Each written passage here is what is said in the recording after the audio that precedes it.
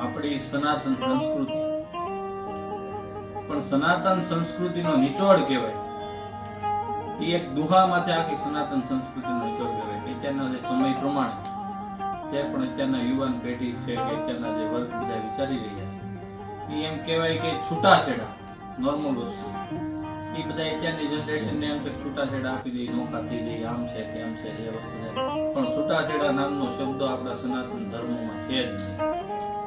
એનો એક દુહો સાક્ષી પૂરે છે કે કંથા ઉભા કામિની પરણી પરઘર જાય, ધીક ધીક એનો મનખો કુતાય માંસ નો ખાય.